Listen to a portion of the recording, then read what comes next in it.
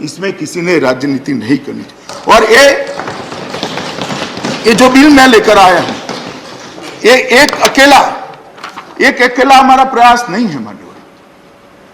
विगत 2.5 साल के अंदर ढेर सारी चीजें मोदी जी के स्मार्ट पुलिसिंग की व्याख्या को चरितार्थ करने के लिए गृह विभाग ने की है। मोदी जी ने जो व्याख्या की है, इसके 8 बिंदुओं पर गृह मंत्रालय काम कर रहा है। अगर ये बिल आइसोलेशन में आता है तो शंका और गहरी हो सकती है कि भाई चलो एक अकेले बिल से क्या होगा। ऐसा नहीं है। हम इसके लिए एक एनवायरनमेंट भी बनाए हैं और बहुत सारे प्रयासों में से ये बिल एक प्रयास है, आइसोलेशन में नहीं है। मान्यवर, हमने फॉरेंसिक साइंस यूनिवर्सिटी बनाई है। क्यों बनाई है? फॉरेंसिक साइंस यूनिवर्सिटी इसलिए बनाई है कि बहुत सारे रिपोर्टों के अंदर है कि 6 साल से ज्यादा सजा वाले सभी धाराओं के अंदर फॉरेंसिक एविडेंस को कंपलसरी करना चाहिए। कर तो दे, मगर ट्रेन मैन फोर्स कहां है भाई? हमारे पास तो इतना मानव संसाधन बल है ही नहीं। तो क्या करना? फॉरेंसिक साइंस को बढ़ावा नहीं देना, फॉरेंसिक एविडेंस को बढ़ावा नहीं देना चाहिए। तो हमने, मोदी जी जब गुजरात में मुख्यमंत्री थे, वहां गुजरात फॉरेंसिक साइंस यूनिवर्सिटी बनाई थी। यहां प्रधानमंत्री बनने के बाद 2020 में फॉरेंसिक साइंस यूनिवर्सिटी की हमने रचना की, जिससे वहां से जो विद्यार्थी निकलेंगे, BSc forensic science, MSc forensic science और इसके अंदर R&D करने वाले बच्चे भी निकलेंगे हर विधा के अंदर। मान्यवर, आज 2 साल के अंदर ये यूनिवर्सिटी ने 6 राज्यों में राज्य सरकारों के साथ एग्रीमेंट कर इस यूनिवर्सिटी से अटैच कैंपस और कॉलेज अलग अलग राज्य में खोले हैं। और मुझे पूरा भरोसा है कि कुछ ही सालों के अंदर ये यूनिवर्सिटी से और इसके संबंध कॉलेजों से अनेक विद्यार्थी बाहर आएंगे जो फॉरेंसिक साइंस के क्षेत्र में देश को न केवल मजबूत करेंगे, देश का नाम दुनिया में रोशन करेंगे। मान्यवर, और ये फॉरेंसिक साइंस यूनिवर्सिटी के जो तज्ञ बाहर आएंगे, वो केस को सजा कराने के लिए, अपराधी को सजा कराने के लिए फॉरेंसिक साइंस के साइंटिफिक एविडेंस के बेस को मजबूत कर प्रोसिक्यूशन एजेंसी की मदद में रहेंगे। मान्यवर, ये हमारा आइसोलेशन में प्रयास नहीं है। हमने रक्षा शक्ति यूनिवर्सिटी बनाया। रक्षा शक्ति यूनिवर्सिटी भी 2020 में बनाया। और रक्षा शक्ति यूनिवर्सिटी के तहत जो बच्चे, कुछ बच्चे चाहते हैं बचपन से कि मैं डॉक्टर बनूं, कुछ वकील बनना चाहते हैं, कोई पत्रकार बनना चाहते हैं, कोई राजनीति में आना चाहते हैं। इस तरह से बहुत सारे बच्चों की मंशा होती है कि मैं रक्षा के क्षेत्र में काम करूं, मेरी कैरियर में रक्षा के क्षेत्र में बनाऊं। तो उनके लिए कोई स्पेशलाइज कोर्स ही नहीं है। वो तो बेचारा बीएससी करता है, बीए करता है, बीकॉम करता है, फिर एग्जाम देता है, शरीर तगड़ा है तो सिलेक्ट हो जाता है और फिर उसकी ट्रेनिंग होती है।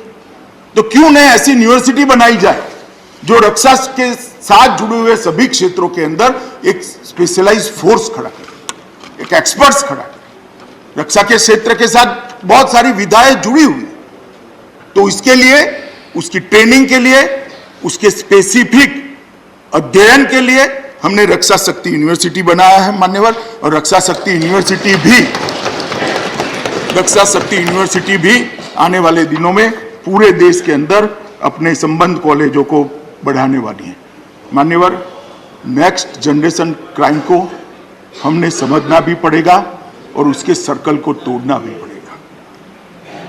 हम चाहते हैं कि पुलिस, देश की कानून प्रवर्तक एजेंसियां क्रिमिनल से 2 कदम आगे रहे, पुलिस से क्रिमिनल 2 कदम आगे न रहे। पुलिस को सुसज्ज करना पड़ेगा।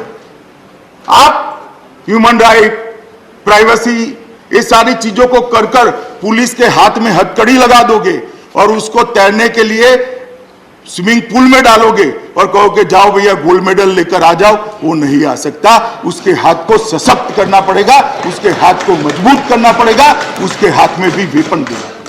तो ये प्रयास पुलिस को सशक्त करना है, कानून प्रवर्तक एजेंसियों को सशक्त करने के लिए प्रयास है। मान्यवर,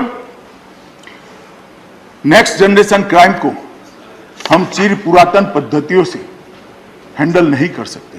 हमने भी नेक्स्ट जनरेशन की तकनीक को अपनाना होगा और पुलिस को इससे लैस करना होगा, पुलिस को इसके ट्रेन करना पड़ेगा। भारत सरकार ने मोदी जी के मार्गदर्शन में मॉडस ऑपरेंडी ब्यूरो भी बनाया है। ये ब्यूरो देश भर में एनसीआरबी के पास जो क्राइम का रिकॉर्ड आता है उसका एनालिसिस करता है और विशिष्ट प्रकार के क्राइम करने वाले लोगों की मॉडस ऑपरेंडी क्या होती है इसका स्टडी करता है, इस पर डिस्कशन होता है, इसके समाधान ढूंढे जाते हैं और वो समाधान बीपीआरएनडी के माध्यम से देश भर की पुलिस को भेजे जाते हैं। ये भी हमने नया इनिशिएटिव लिया है। आईपीसी, सीआरपीसी और एविडेंस एक्ट में भी हम बदलाव करने जा रहे हैं। ये भी बहुत पुराने हो चुके हैं, इसको भी बदलाव, मैंने सभी मान्य संसद सदस्यों को पत्र भी लिखे कि आपका कोई इसमें सुझाव हो तो आप जरूर भेज दीजिए, हम इसको अभी बना रहे हैं। और जहां तक बात करा कि भाई स्टैंडिंग कमेटी को देना, मैं आपको विश्वास दिलाता हूं सीआरपीसी, आईपीसी और एविडेंस एक्ट तीनों को सुधार कर हम लाएंगे। निश्चित रूप से गृह विभाग की स्टैंडिंग कमेटी को देंगे और जांच परख कर ही मैं उसको ग्रुप के अंदर, उसमें मुझे कोई आपत्ति नहीं, परंतु इस बिल में इतने बड़े बदलाव ही नहीं हो रहे। मैं बाद में एक्सप्लेन करता हूं, मैं तो रिक्वायरमेंट पर हूं। चिदम्बरम साहब ने और सारे लोगों ने जो जवाब दिए उसके मुझे जवाब देने।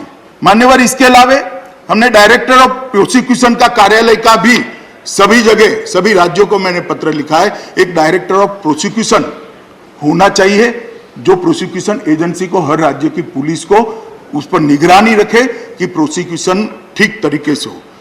और ढेर सारे हमने ई गवर्नेंस इनिशिएटिव भी मान्यवर लिए हैं।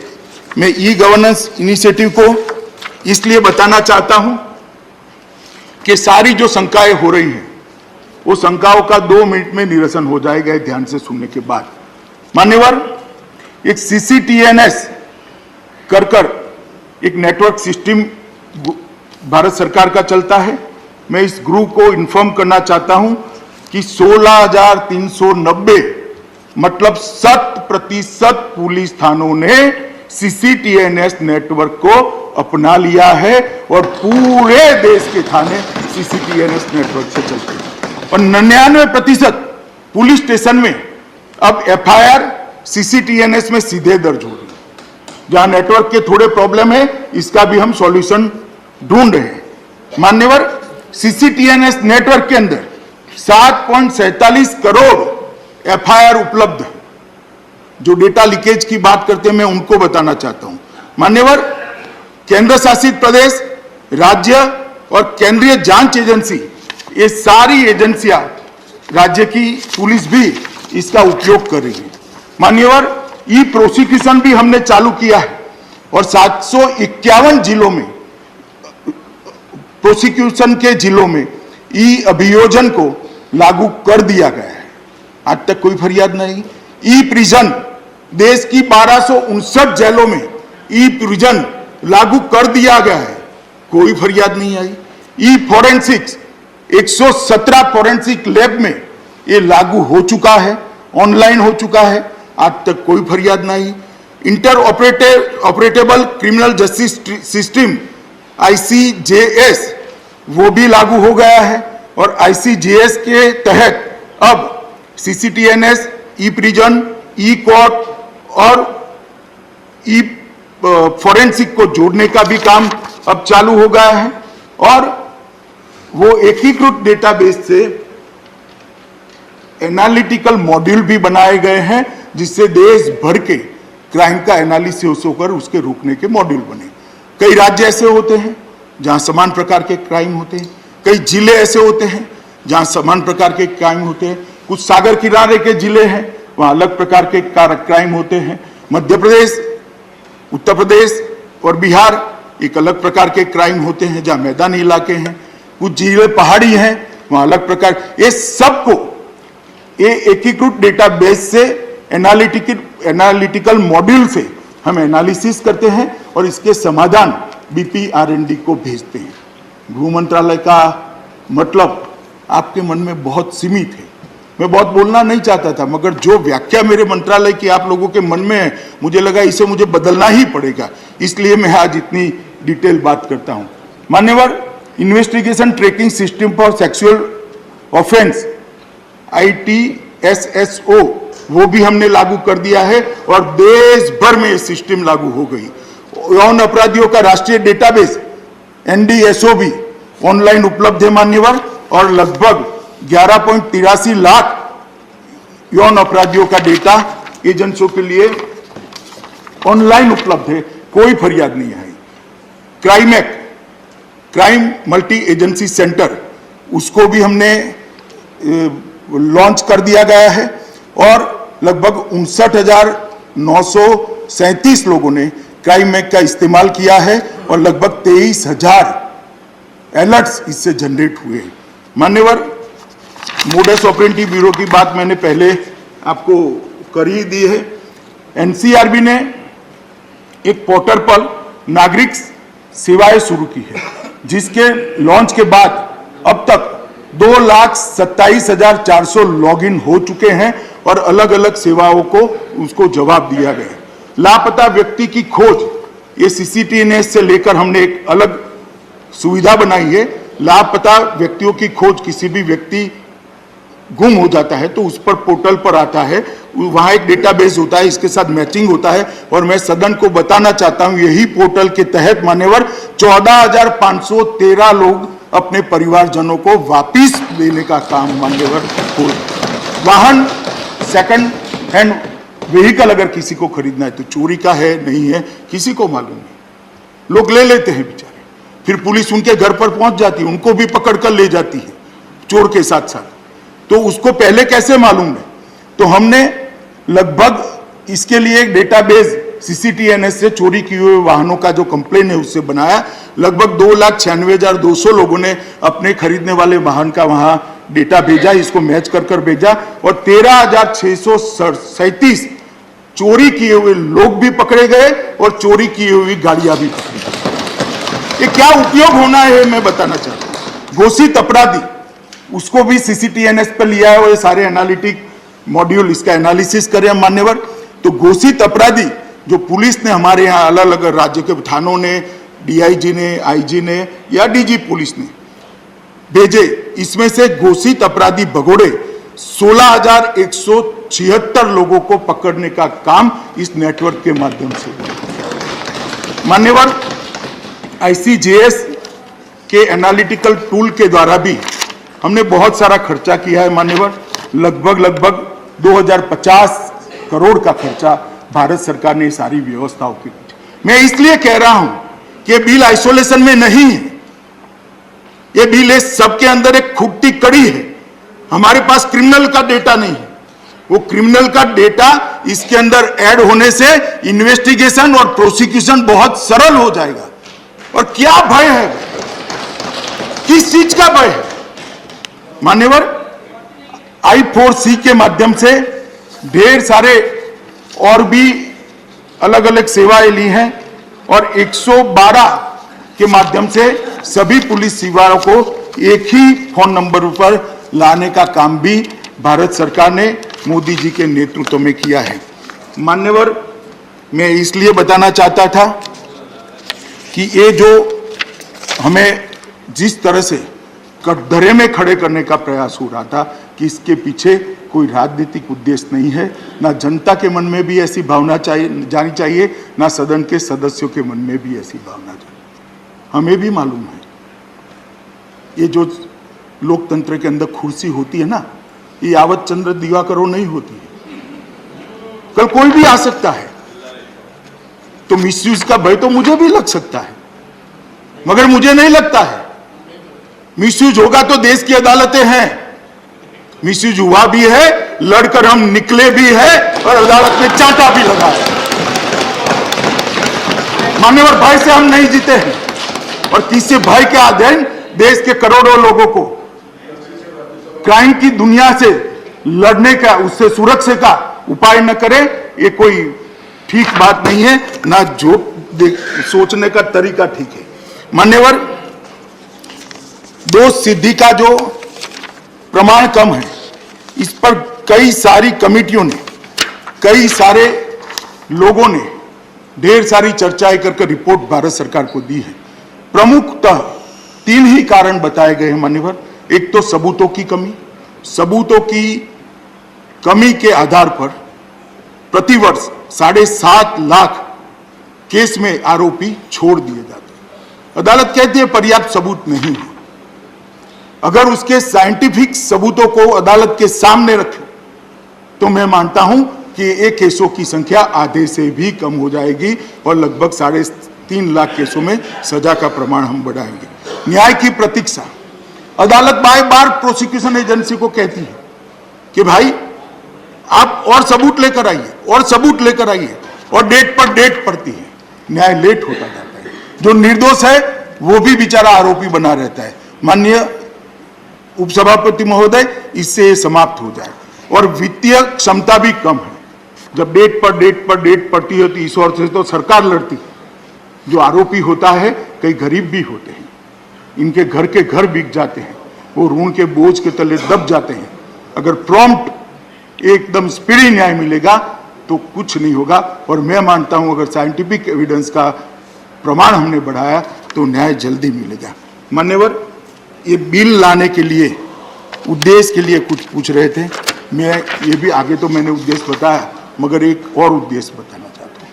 मान्यवर, इन्वेस्टिगेशन 3rd डिग्री पर इस जमाने में निर्भर नहीं रहना चाहिए। इन्वेस्टिगेशन को 3rd डिग्री पर से बदलकर तकनीक की डिग्री पर हम ले जाना चाहते हैं, डेटा की डिग्री पर ले जाना चाहते हैं और इंफॉर्मेशन की डिग्री पर ले जाना चाहते हैं।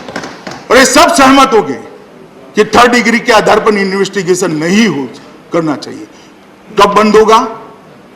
जब उसको साइंटिफिक एविडेंस का आधार लेंगे। इसलिए मान्यवर, ये बिल लेकर मैं यहां पर उपस्थित हुआ हूं।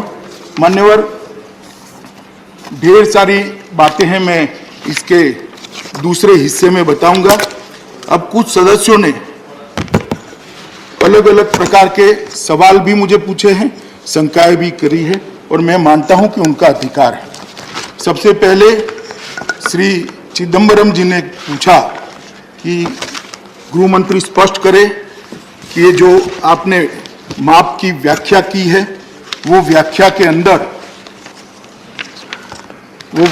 अंदर नार्को एनालिसिस, ब्रेन मैपिंग और पॉलीग्राफ टेस्ट आता है या नहीं आता है? ना जी, नहीं आता है। इस बिल का कोई प्रावधान किसी भी कैदी का नार्को एनालिसिस, पॉलीग्राफ टेस्ट या ब्रेन मैपिंग करने की इजाजत नहीं देता है। ये मैं रिकॉर्ड पर कह रहा हूं, तो इसलिए किसी को ये शंका रखने की जरूरत नहीं है। उन्होंने कहा, इसके बाद पूछा मान्यवर कि पुत्तुस्वामी केस में जो निर्देश दिए गए हैं उसका उल्लंघन हो रहा है। जरा भी उल्लंघन नहीं हो रहा है। पुत्तुस्वामी केस के अंदर उन्होंने और लोगों की स्वतंत्रता पर इसका ओवरलैप न हो इसलिए 3 अपवाद दिए हैं।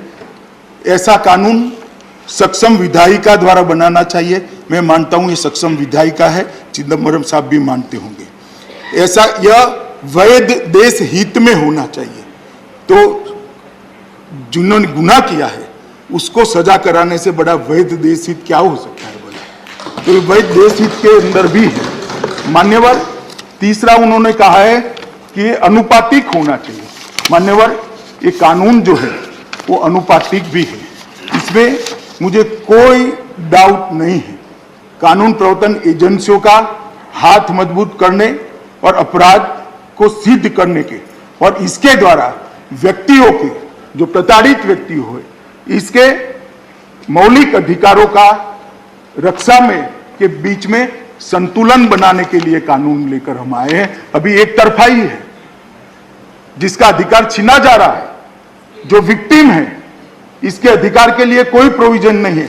ये जो कानून है विक्टिम को प्रोटेक्ट करने के लिए है और जो अपराध करने वाले हैं उसको सजा करें। ये किसी भी तरह से ये पुत्तुस्वामी केस के निर्दोषों का उल्लंघन मान्यवर नहीं करता है। इन्होंने 14, 19, 20, 3 और 21 के तहत मौलिक अधिकारों के उल्लंघन के लिए कहा। मैंने इसको मान्यवर एड्रेस किया है। उन्होंने कहा है,